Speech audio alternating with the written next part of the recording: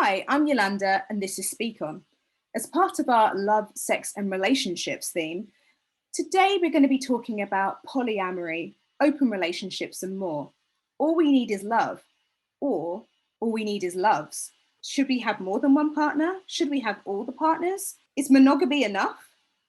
Today, I'm joined by polyamorous, pervert, bisexual, genderqueer, Janet Hardy. She is a writer, she's a sex educator, she's the founder of Greenery Press, and she's also raised 2 sons, lived an amazing life, traveled a lot of the world, and in that time, she managed to write over a dozen books because apparently she's just making up time in the day to fit in more accomplishments. We're going to be talking today about polyamory and open relationships because Janet wrote a book called The Ethical Slut, a practical guide to polyamory, open relationships, and other freedoms in sex and love. Welcome, Janet. How are you doing? I'm doing well. How about you? I'm good, thanks. Just gotta say, I know that no one else can see you, but you just look great. Oh, thank you. You look so lovely. You're just like so smiley and glowy. I'm enjoying it. I put on makeup. You're obviously important because I put on makeup for you and jewelry. Thank you so much. I am sitting here with a headscarf on and a Star Wars jumper. I feel like I've let you down. Oh, I wish I'd thought of it myself. Actually, I'm growing my hair out and it's driving me insane. And headscarves are a good idea. Oh yeah, this is why I've got one in. I took my plaits out, cut my hair, and then I was like, this is a weird length. I don't know what I've done to myself. I've worn a buzz cut for most of the last 20 years. This is not new territory because I'm old and that's been a long time, but I haven't had to do anything to my hair in such a long time. You're getting used to it again. Yep. Okay, so today we're going to be talking about polyamory, open relationships. So I think would be best for the listeners first if we could actually talk about what is polyamory and what is an open relationship. Can you describe those for me, please? Well, I wish I could, but the definitions vary from one community to another and from one individual to another. Some people use polyamory to mean long-term multiple partner relationships, like essentially like monogamy, except with more than 2 people. Other people use it to mean any alternative to lifelong monogamy and every gradation in between. So all of these words are new enough to the language that I advise people that if you hear someone identify themselves as polyamorous, the next question should be, oh, what does that mean to you? Because it may not mean what you think it means. An open relationship, it's a little bit narrower field because it implies that there is a core relationship already. So an open relationship is one in which the partners have some openness to romance, sex, other things with partners that are not part of the partnership. So it can be anything from being a swinger to having a mutual girlfriend to just having flings, and then when you get into more abstruse sexual practices like BDSM and Tantra and so on, then you run into the problem of trying to define what sex is. When the first time you breathe with someone and you both come, you get a pretty clear idea. I've been there. You get a pretty clear idea that you don't have any idea at all what sex is. And so it's very hard to define these words when the edges of them are so gray, but that's the way it is. We live in a complex world and I, for one, would not have it any other way, but it does make things difficult sometimes. So I guess the question is then, what is polyamory to you then? It is being open to relating to other people as well as the people I'm involved with at the time, which right now is my spouse only because I'm lazy and we're under quarantine. So the fact that neither of us has actually had an outside partner in quite some time has more to do with the fact that we're aging and our libidos are not what they once were than it does with the lack of openness. We are in fact open to other relationships. We just haven't had one in a while. So it's an open relationship. I'm poly. Any of those words apply to me in principle, not in practice right now. Okay, brilliant. So what's your story then? I checked out your like Sluts and Sons, your amazing site. Thank you. And it said you started off married to like essentially your college sweetheart. You had 2 sons, and then you're single, and you start exploring. So can you tell me a bit more about that journey, please? Sure. Yeah, my ex-husband, who is still a good friend, and I started sleeping together when he was a sophomore, I was a freshman in college. And we sort of tumbled into living together after that. In fact, what happened was I couldn't stand the dorms, and so I was looking for off-campus housing. And the only thing I could find that suited was a room that was large enough and cost enough that I couldn't do it myself. And the only person I knew besides me who was open to living off campus was Frank. And so I called him up and said, there's this room. Do you want to get it together? And he said, sure. And we got it together with the understanding that we'd put up a divider and each of us have our own bed. But the first night he had a bed and I didn't. So I slept in his with him and we never stopped. And that is perhaps not the most conscious of ways to choose a relationship, but it's the way we did it. And, fast forward 15 years and we're married and living together and raising 2 sons. And I woke up and said, wait, I don't remember ever really choosing this. And it may not be what I would have chosen had I known to think about it some more. The big precipitating factor was that I was coming out into BDSM, or it might be more accurate to say I was recognizing that the BDSM fantasies that I'd had since I was tiny were in fact a way of having sex. That had not, it's hard to imagine now, but this was a while ago. I was nearly 30 by the time I got it, that this was the thing people did and that you could do it consensually and morally. And I really wanted to. I wanted to a lot. And he didn't. He tried it with me because he's a good sport, but it just wasn't doing it for him. And that was what wound up being, there were other reasons that a marriage ends, but that was the main one.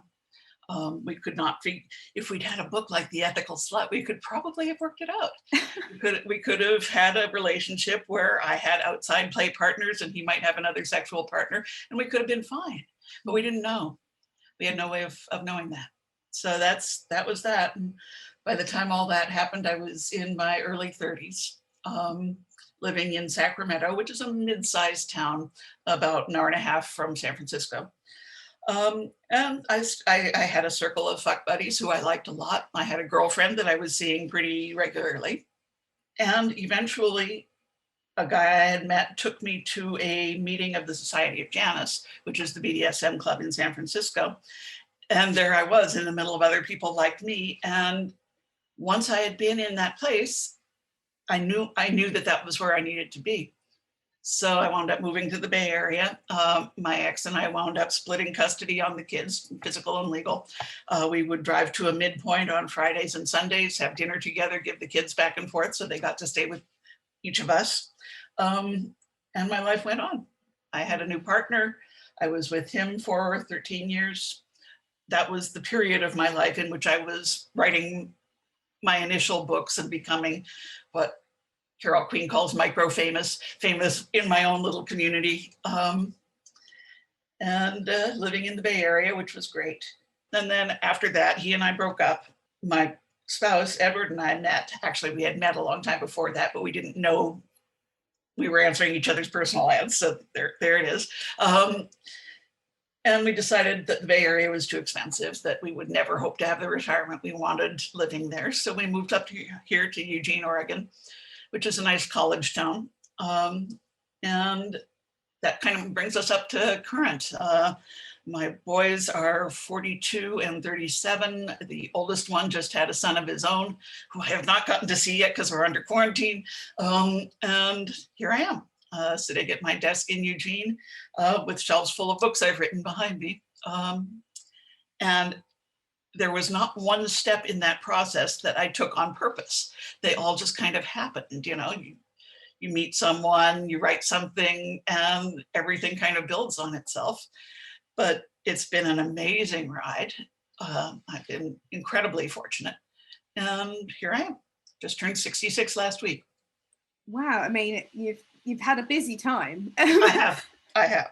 And so can we just touch on just one moment? So your spouse, sure. You'd met already, and then you answered each other's personal ads. Yeah, I knew him casually, but I opened the website and there was this ad from a guy who said he was bisexual and he'd mostly been dating men, but he was kind of jonesing for a woman, but he was into butch women and maybe, you know, like a nurturing top, maybe someone who'd raised kids. And I honestly thought someone was pranking me when I first read it, because it described me so exactly. But, you know, what the fuck? Of course I answered it. And we had like 3 rounds of correspondence before we figured out who the other one was. And now we knew. The odd thing is that when I first met him, again, casually, he used to give parties that I attended. I didn't like him very much. But there was stuff I didn't know. And he had matured and I had matured. And, you know, we just had our, was it 17th anniversary last month? So apparently it's working.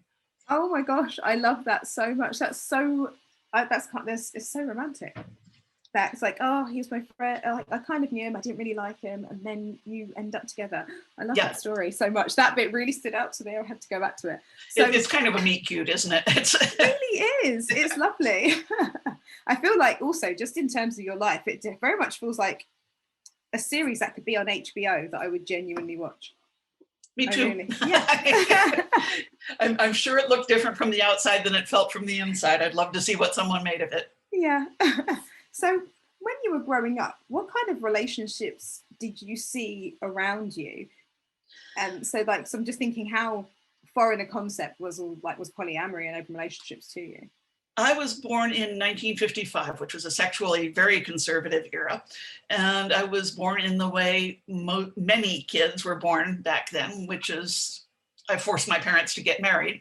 Yep. Because we had no option. So, you know, in hindsight, they probably didn't belong together. They wouldn't, but they managed to stick together in a reasonably peaceful manner until my younger sister, turned 18, and then they flew apart like polarized magnets. Yeah. It was not about, they were good parents. They're both gone now and I miss them dreadfully. But I was exposed to a healthy relationship. I mean, the fault lines were not out where we could see them. Mm-hmm. So I grew up in this relatively happy house. A big thing that happened, I think I wrote about this in my memoir, Girl Fag, when I was maybe like 7 or 8, and a friend of my parents, actually the guy who introduced my parents to each other, came through the house on a visit, and he had a young man with him. And I remember asking my mother about that relationship, and she asked, do you know what AC/DC means?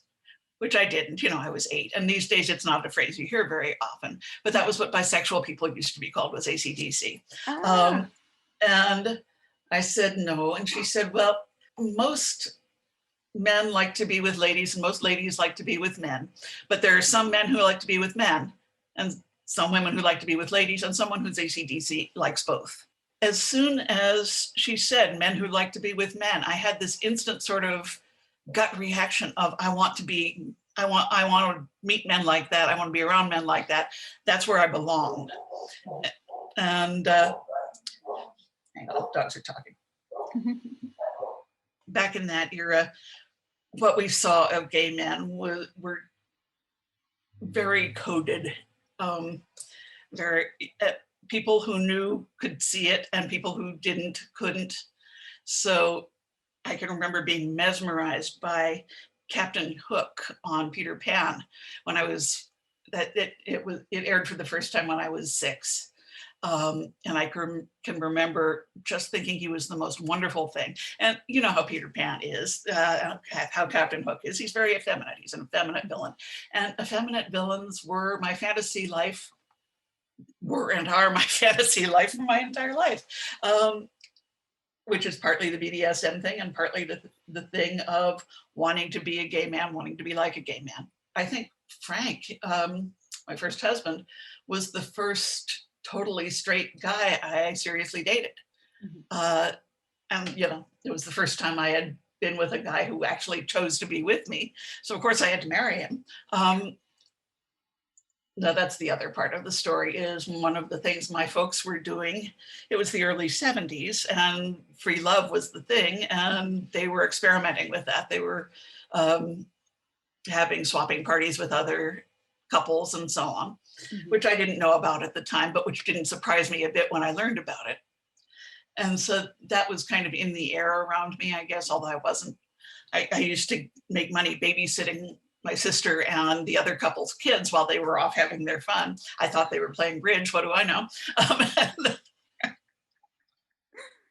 So it was what I grew up with, people exploring alternatives to traditional monogamy. And of course, I was also born, well, I also came of age during the free love era. So the hippies and that whole subculture was very much into sexual exploration. So that was what was in the air when I was coming of age as a sexual person. And yet here I was heterosexually and monogamously married, working in advertising, it just, that was my data set that I had to work from as I was trying to figure out what my own life was. Mm-hmm. And when you finally kind of, I suppose, took that first step into polyamory, what did your friends and family think of that? Was this something you were quite open about initially, or was it something you kind of eventually told them more? I wound up being out to everybody in fairly short order. But the poly thing was not my initial coming out. My initial coming out was being BDSM. Mm-hmm. And that was I still consider that my core sexuality. Over and above being bi, over and above being poly, BDSM is really where my identity lies. And so that was the one I started talking about. And some people thought it was hilarious and teased me a lot about it, but I'm used to being teased about it. That's not terrible. And one or two people were uncomfortable enough that they chose to not be my friends anymore. Mm-hmm. My father, it took him a while to come to terms with it. We had one conversation early on that was the kind of conversation that you don't get to have twice and still have the person in your life.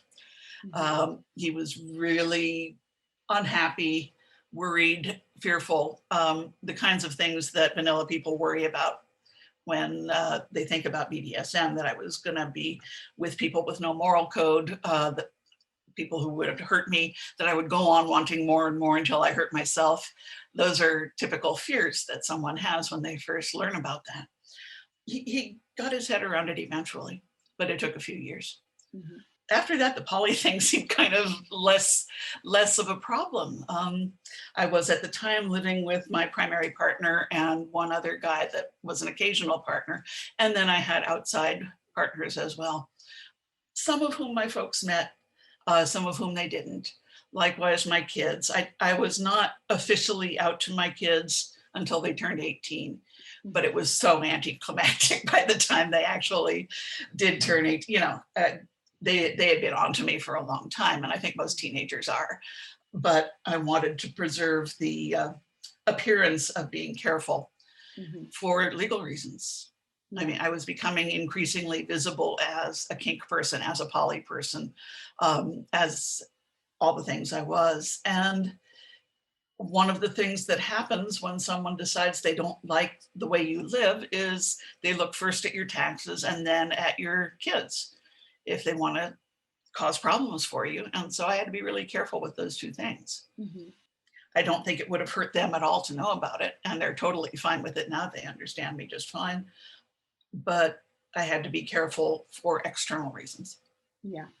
And what about, so you already said as well, your ex-husband, Frank, you had explored BDSM and then obviously you went your separate ways. Was yes. he aware of when more of your lifestyle changed? Did you make him aware of that, or did you keep that very much like to yourself? No, we talked about it. Yeah. He wasn't judgmental about it at all. He didn't understand it, but it wasn't like, that's awful. It was like, wow, I don't understand that. He's a smart dude and very open-minded. And he didn't feel like he needed to understand what I was doing because we weren't partners anymore. But mm-hmm. He read all my stuff. We corresponded constantly. We traded books back and forth. I think our natural set point was friends. And once we were done trying to be married, we could go back to that because we're really good at that. Yeah. Oh, that's so lovely. That's such a nice way to put it. So when you said your kids suspected, kids, that's things that people think that there is a certain amount of explaining you have to do to children, to young people. But genuinely, they pick up on so many more things than anyone realizes. Yeah. Had anyone else in their circle or any other parents, or was there anyone in your life that may have known something and their behavior changed towards you before the kids were older? For example, like, was there a parent of anyone at their school that might have found out, or were you able to really keep that quite secret? That's the reason I wrote under a pen name until Ben turned 18, my younger one. I didn't want it to be easy to put my writing together with me as a parent. So until Ben turned 18, I wrote as Catherine A. List, which is a pun on catalyst. That was why I used that. No, it never came up. I mean, some of Ben's friends might have had some idea. Some of Miles's friends probably. I know that Miles was dating a young woman for a while that was a huge Ethical Slut fan. Yeah, was just ecstatic to meet me. I gather it did not do his social life in college any harm at all to be known as my kid. But it never proved an obstacle with the kids. I never, if there was anyone who didn't want to be with them because I was me, I never heard about it. And I don't think there was. Yeah. Oh, that's good. That's good. Because I was going to say, ask like, how has any of that part of your lifestyle affected anything about theirs at all? Or has it affected anything about them now they're older? But I suppose you said you've confirmed there when they were younger that they just live their lives kind of normally, in air quotes.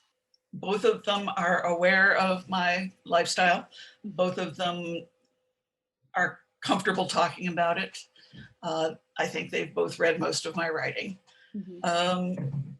And, you know, that is very frank writing that I've been doing. And so I can see that they might choose not to read it, but they choose to read it. I don't put pressure on them either way. No, they seem okay. My daughter-in-law knows and is fine with it. We are not talking to her parents about it. So. That sounds like a good idea. Yeah. And what kind of, like you said, the kids read your books. Did they ask you like loads of questions then about it, in terms of, are they really open with you about their lifestyles? Because I mean, if you've got a mum, you can kind of talk about anything, can't you? Yeah. They did not choose to ask me many questions. I can remember taking them aside because, you know, they're boys and I'm a girl, and I thought there would be things that they needed to know that I couldn't tell them. And so I gave them the telephone number for San Francisco sex information, and also suggested some of my male friends that they could talk to if they had questions. As it worked out, there was one guy, I wrote about him in Slut and Sons, that I had dated for a while, and then we quit dating because he had become my younger son's best friend. And that felt kind of creepy. And so he was the unofficial big brother to my guys, and was the kind of person that they could ask questions to. And I just sort of felt that was good. I trusted him. I liked him. I was happy to have him as part of our family, and still am. I have not seen him in quite some years because he's still down in the Bay Area and I'm up here.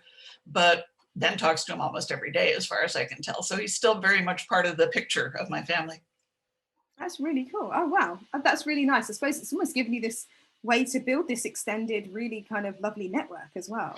That's my favorite thing about poly, actually. It has little or nothing to do with getting to fuck a lot of people. It's everything to do with building a family, a chosen family.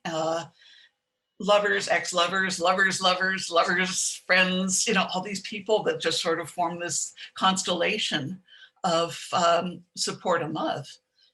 That to me, that's what's important. You know, getting to fuck people, okay, fucking people is fine and it's fun while it lasts, but it doesn't last. But family lasts. Yeah, absolutely. That sounds lovely. So I suppose because your children were older, so you didn't really, and there's lots of things that I suppose you kept from them so they could live their lives as kids. But how are there people that raise children in polyamorous relationships and open relationships and things? Yes, there are. And I think the main issue they have to be conscious of is the one I talked about earlier, which was public interference.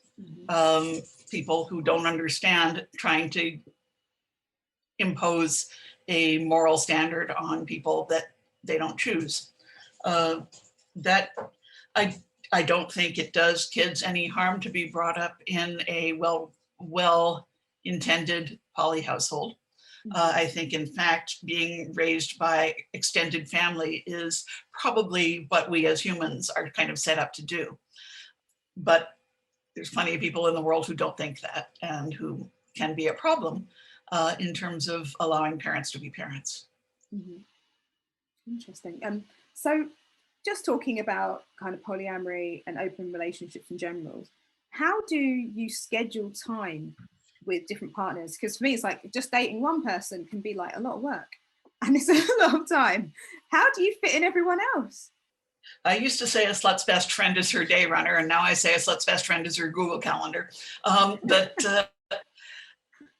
you make time for it the way you make time for other things that are important to you. Mm-hmm. If you had a hobby, if you liked to build model ships or whatever, you would make time for that because it was important to you. Mm-hmm. And in the same way, you make time for your other partners, the same way you make time for your friends. Yeah. You know, if you have a dinner date with a friend, you don't let things get in the way with that unless there's an emergency. If you have, I had a friend for years that we used to do a shopping weekend together in San Francisco at the beginning of the holiday season, so we could do all our Christmas shopping. And that was our time together, and nothing got in the way of it. So you have to set some priorities about what's important to you. It may be you watch less television than you used to, which is fine. But if the person is important to you, you make the time you can. And that goes for if you're living with one partner, for them as well as for the other partners. You just have to set boundaries around the time you spend with them and honor your commitments to them. Yeah. I mean, I like what you're saying, you watch less television. I'm watching The Sopranos at the moment, so sorry, just one person is getting my time. Priorities for me is getting through that box set. I understand. And you mentioned like setting boundaries. What kind of boundaries do you have to set, and how do you go about setting them in the first place? Well, the only hardcore boundary that I'm going to sit here and tell people that they have to set is around safer sex practices. You've got to be mindful about your own health and your partner's health. And I can't tell you what boundaries I think you ought to have. You have to do that homework yourself and decide which behaviors are low risk enough that you feel okay about doing them without barriers, which activities you're going to need barriers for, and which you're not going to do at all. And that's going to vary from one person to the next, depending on what kind of sex they like to have, depending on their general risk aversiveness or not. But with safer sex practices, the more conservative partner wins. Mm-hmm. That's kind of a hard and fast rule. Nobody should be forced to have sex that they feel is unsafe.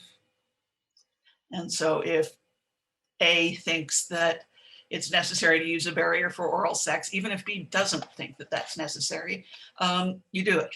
You use a barrier for oral sex. Beyond safer sex issues, you negotiate, you make agreements. I can't tell you what agreements are going to be in your relationship because some things are going to bug you and other things are going to be easy for you. And you might not know when you first try them out. I think in the Ethical Slut, we have a long list of typical agreements that couples might have. Everything from no sleepovers to Thursday night sleepovers to whatever. And in my longest poly relationship, the one in the middle between Frank and Edward, that was the most actively poly I've been, was with that partner. And we found early on that it was a problem for him to see me kissing someone on the mouth. It really upset him over and above any actual risk. Agreements do not have to be rational. It bugged him and it wasn't terribly important to me. So we had an agreement that I would not do that where he could see me. Yeah. And then later he decided that he felt safe enough that he was okay with that. And we relaxed that agreement. But up until the end, we had an agreement that unless one of us was traveling, we shared the bed. We didn't spend the night out with anybody else. That was an agreement that stuck for the 13 years of our relationship.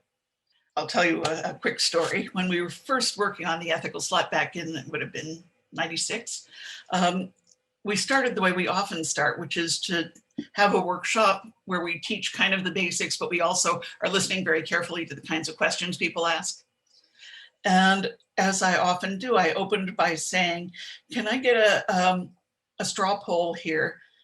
Would all of you in the room who are monogamous please raise your hand? And there were 2 hands that went up in the room out of maybe 30 people.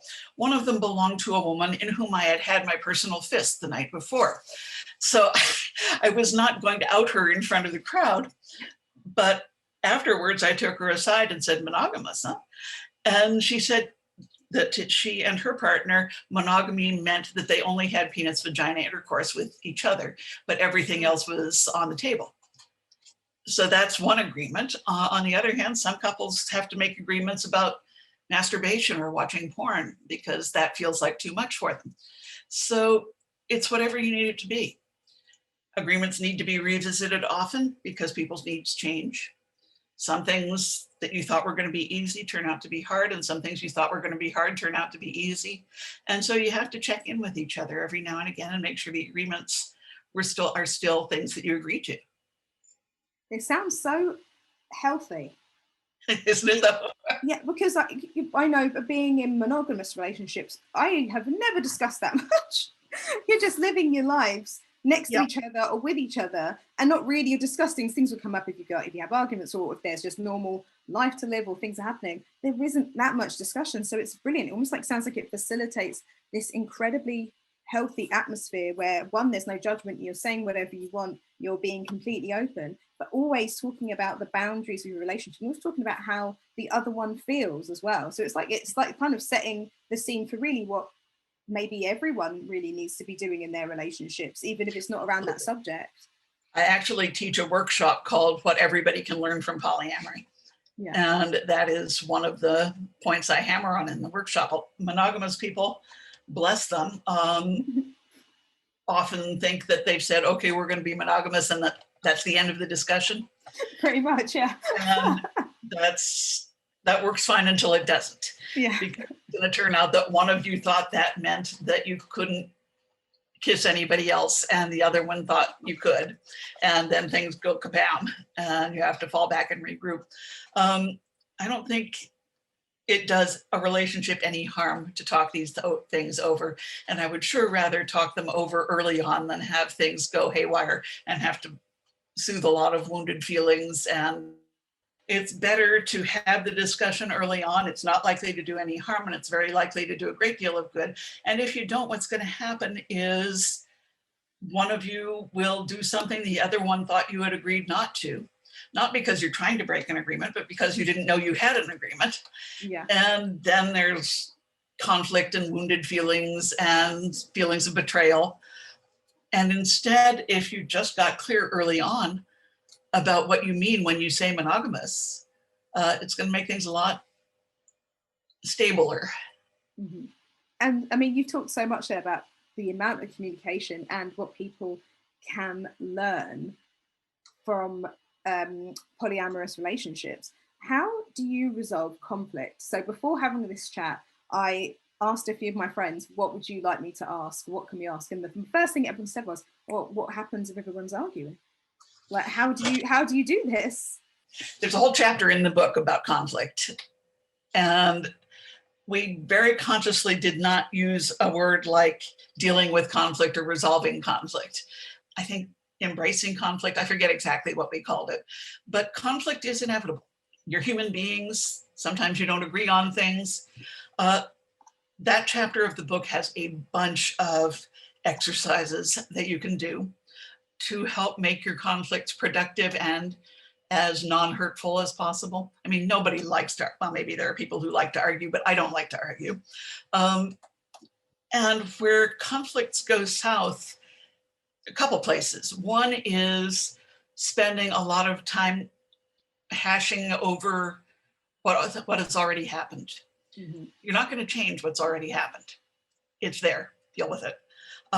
What you need to focus on is making sure it doesn't happen again. And that means talking through why it was a problem, what can be done next time to make sure it's less of a problem. But going back and trying to figure out who to blame is terribly unproductive and often very harmful.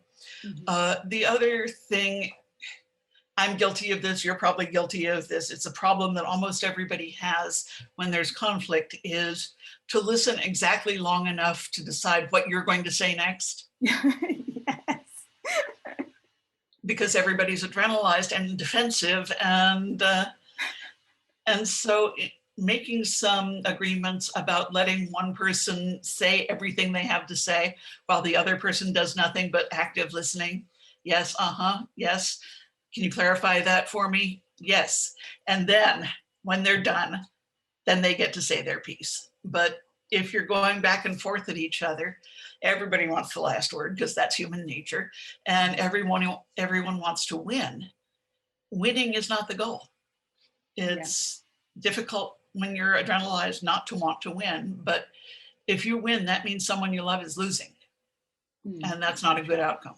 Yeah.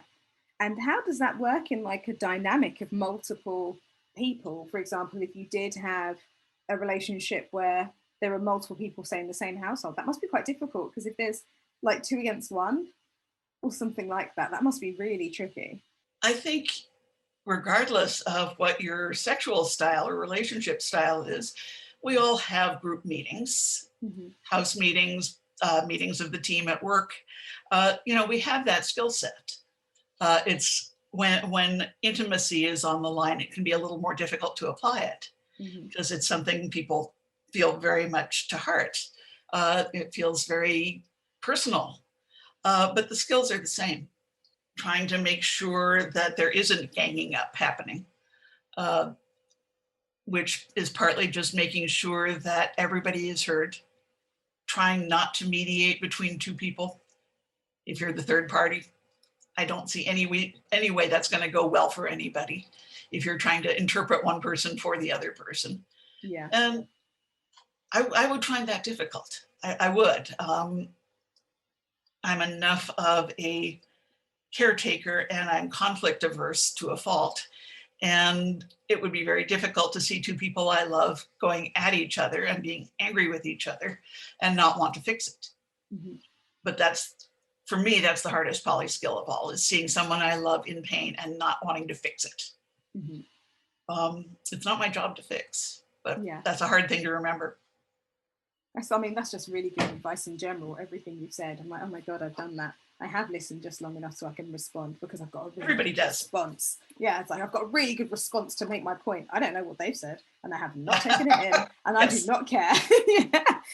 The other thing we suggest strongly is setting a timer. Just agree going in that you're going to have a 20-minute fight. And when the timer goes off, even if you've got the most vital point right on the tip of your tongue, you stop and set a time to do it again the next day or whenever it's convenient. Often, perhaps usually, you will find that by the time you come back, it will not seem nearly as dire as it did when you were in the heat of adrenaline. Brilliant. And then what about breakups then? So how do people break up in these kind of situations? For example, like you were saying before, there may be some like relationships where they may have a girlfriend or a boyfriend or someone additional, or it might be a triangle or whatever. How do people break up in those circumstances? And what happens if maybe, I don't know, if people can't agree on that? Well, people often don't agree on breakups. Yeah. Regardless of what kind of relationship they want to be in. But one of the things I like about being poly is the idea that relationships don't end, they change.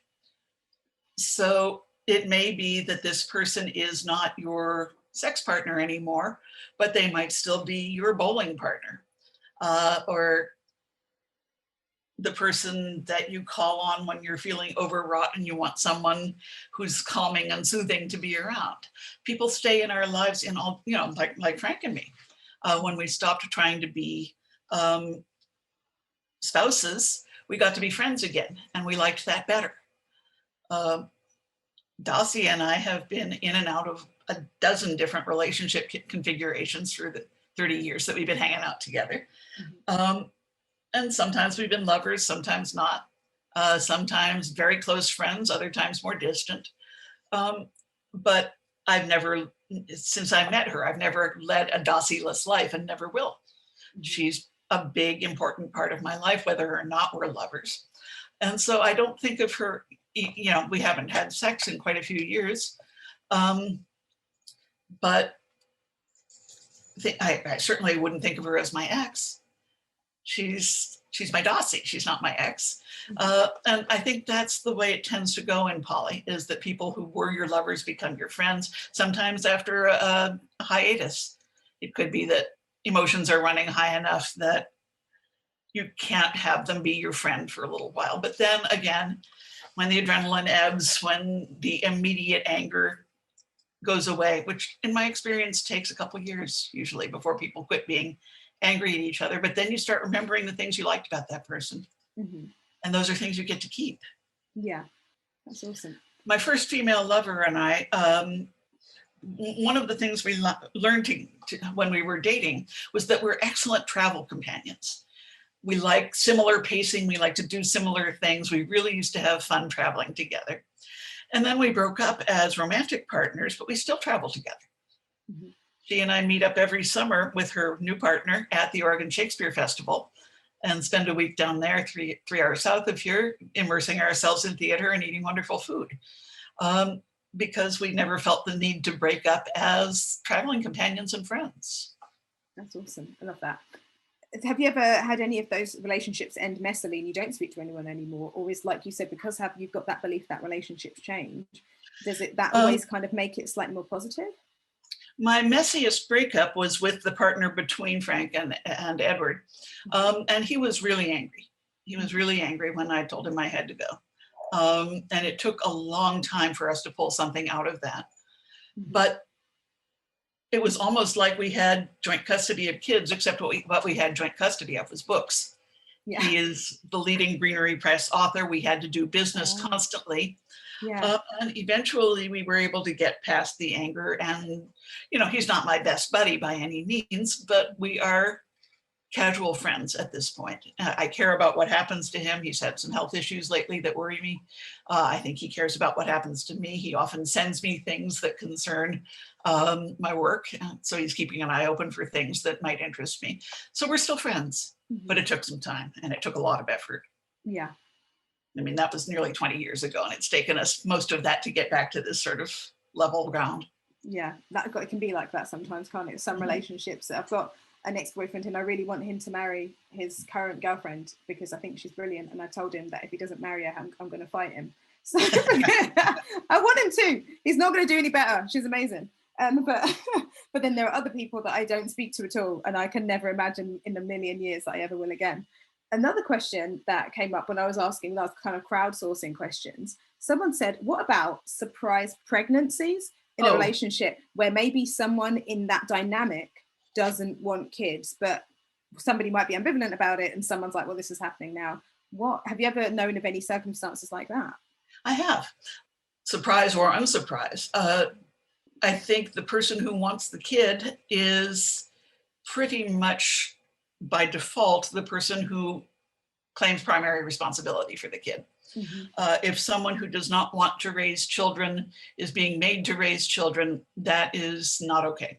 The good thing is that in poly, we don't need to be sleeping with someone to be a parent with them. We can co-parent with, I have a personal trainer. He is the pretend father, I don't know what you call it, big brother. He has two lesbian friends who are raising a son and who have asked him to act as this kid's male role model. And he's up with that kid all the time, in spite of the fact that, neither of these women is anything beyond a friend to him. They have a kid, he likes kids, and that works. He's a big, big part of their lives. So you can look around your circle of friends and find people who, you might not be interested romantically or sexually, but who could play a role in the child's life so that you don't have to lay that responsibility on people who don't want it. Yeah. Yeah, and because I can imagine if that came up in a dynamic that maybe someone has to exit that dynamic, I'm guessing, because you can't stay in it, can you? Just much like that wouldn't work in a relationship with any amount of people. It's just, I was working on an article at one point about cross-orientation relationships, where you have two or more people in a relationship that have a sexual orientation that would not predict the other one.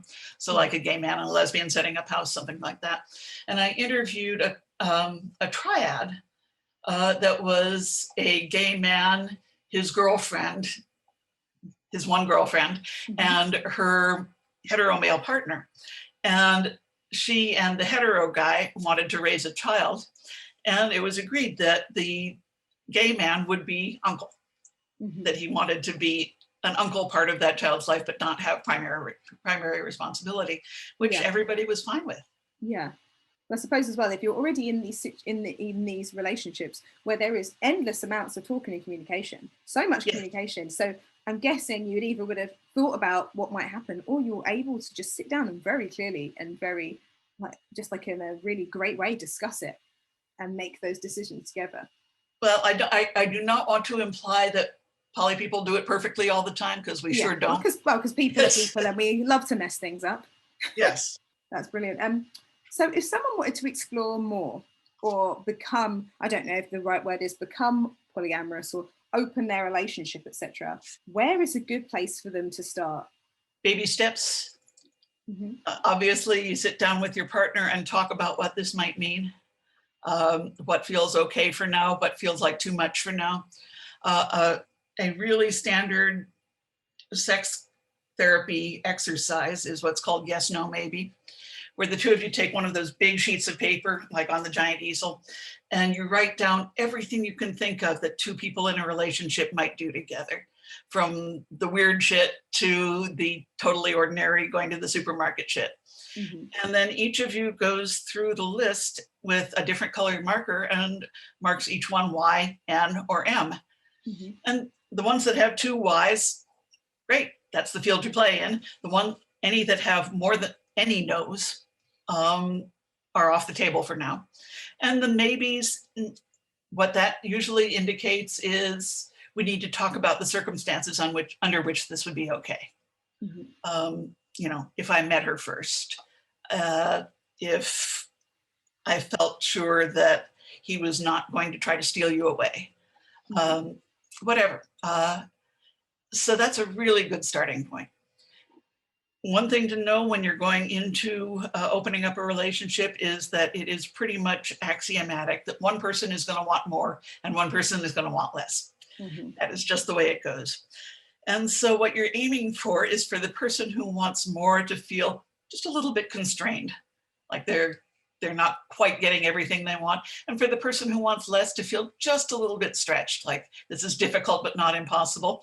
So if everybody's a little uncomfortable, that's how you know you're doing it right. Okay. If one person is as happy as can be and the other one is feeling really unhappy, then there's a problem. Awesome. So what do you think of TV, and this is including reality shows and film portrayals of polyamory, open relationships, etc.? Do you think they're pretty accurate? Like, I know you were saying it's very flexible, but do you think it's kind of, I don't know, so much stuff on TV is sensationalized or portrayed incorrectly? What do you think of that? I actually watch very little of that. Either one of two things is going to happen when I watch something like that. Either I'm going to be really happy with the portrayal, in which case I'm going to be bored, or I'm going to hate it, in which case I'm going to be furious. And I just don't see any way that either of those is going to be much fun for me. So I have not watched many of the poly shows. There was a movie that, with the name I'm not going to be able to remember, but it had Jennifer Aniston and Rupert Everett in it. And he was a gay man, she was his woman friend, he knocked her up. And they were trying to raise a kid together. It's easy enough to find out. You can IMDb it later. And I was really liking it. They both had outside lovers, and it looked like the relationships I'm used to seeing. And then at the end, they split up so that each of them could go with their outside lover. And it was like, why? Why did you do that? Bandits was one that I liked, that showed three people in a relationship that wound up accommodating all three of them. They're very different people and all a little crazy, but in complementary ways. And the final scene of the movie is them getting married in Mexico on the beach. And it's a comedy, but it's also fairly accurate, I think, in terms of the way I've seen poly people form family.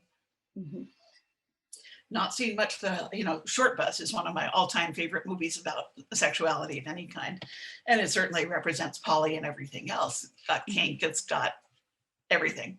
And it's very loving in the way it portrays these things. So if I wanted to name one movie that I could send people to get an idea of what a sex positive world might look like, that would be the movie. Oh, okay, brilliant. I have to add that to the list. Just to kind of wrap this up, this has been an amazing chat, by the way, but what myths would you like to dispel about polyamory and open relationships? Oh, that we're all sex addicts, that it is imposed on women by men, that it is inherently destructive to families and to kids, that it's impossible. That's probably the one I encounter most often. All I can suggest to people is that for those of us poly folk who can be out, for whom it isn't going to cost us our kids or our career or other relationships we value, please do be out, because the more of us who are out, the more people who can see that we're good people, that, we mow our lawns, we raise our kids, we take over a pot of soup when someone isn't feeling well. We're good people, we're good neighbors. It's nice to have us around. Obviously, if you can't be out, please don't come out because Janet Hardy told you should. So think that one through carefully, because you can't take it back. But if you can, do. There were studies here in the US, probably there too, when we were thinking a lot about gay marriage, that showed that the single factor that most predicted how people were going to feel about gay marriage was whether or not they knew any gay people. People who knew gay people were far likelier to support gay marriage. So same. If they know poly people, know them to be good people, then there will be less opposition to the idea of poly.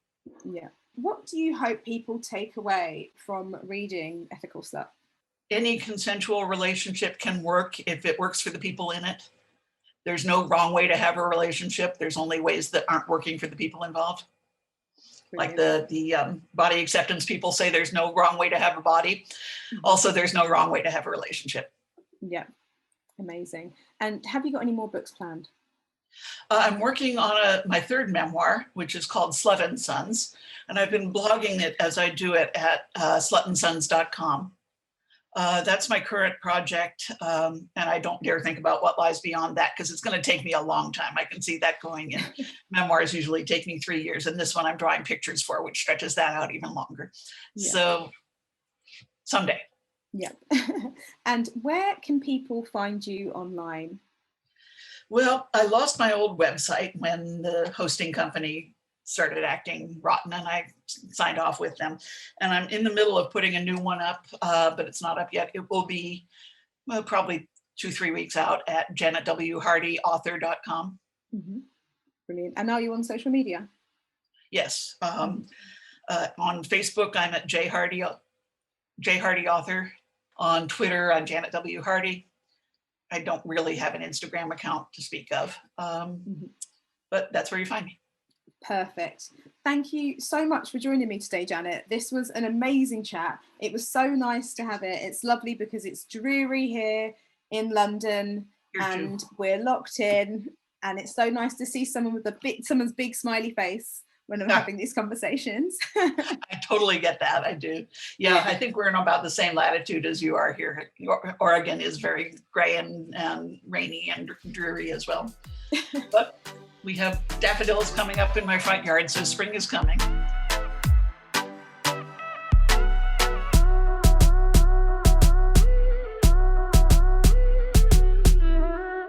Thank you for listening to Speak On. Make sure you like, subscribe, and share with your friends, family, co-workers, strangers in the street.